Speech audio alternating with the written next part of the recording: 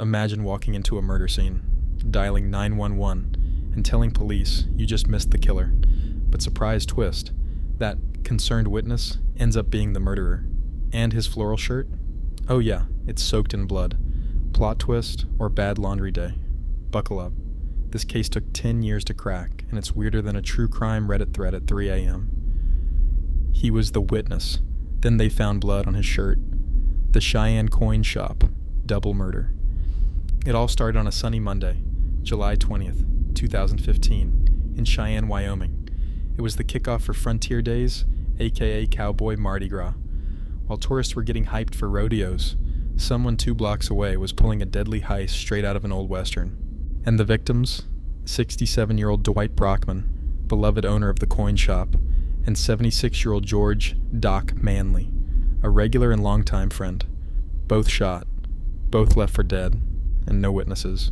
Or were there? But wait till you meet the guy who just happened to walk in on the murder, because coming up next, he's got more plot holes than a bad Netflix original.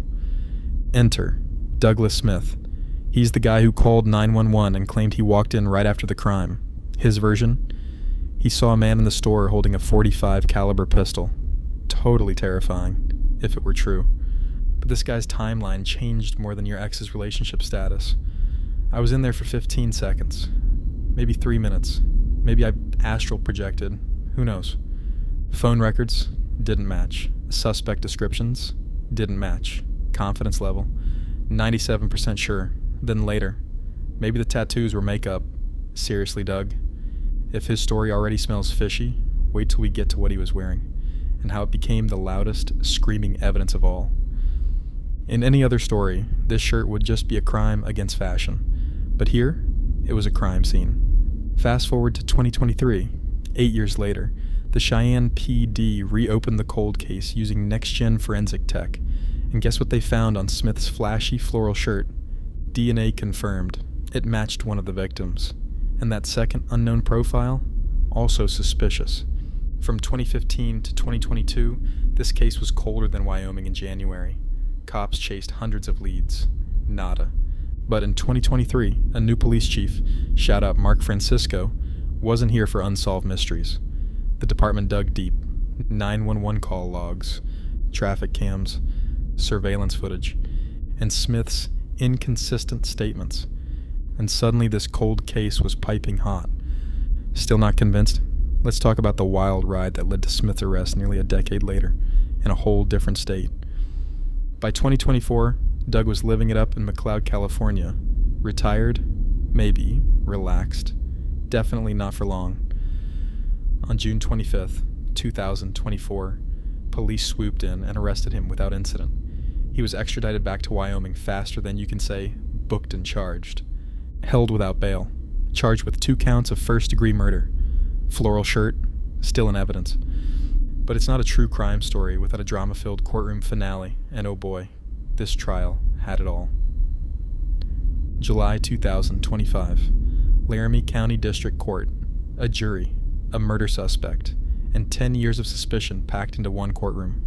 Over 5 days, prosecutors dropped the receipts, forensics, testimonies, timeline breakdowns, and Smith's greatest hits of contradiction.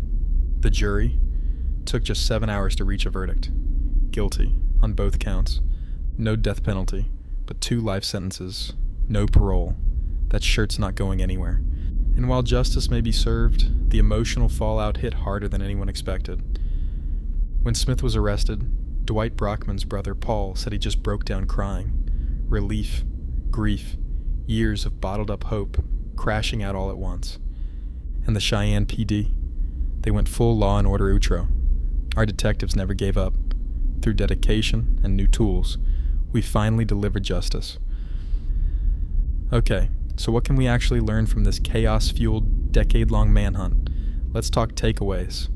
Never underestimate small evidence, like clothing. Timeline inconsistencies, red flag city, and don't forget, just because someone calls it in doesn't mean they didn't do it. Also, shout out to persistence and forensic science, and whoever said, you should probably keep that Hawaiian shirt in an evidence bag. Which brings us to our final stop, the part where you come in. Cases like this only stay alive because people keep asking questions, sharing stories, pressuring for answers. Subscribe for more twisted tales, wild court dramas, and real-life WTFs.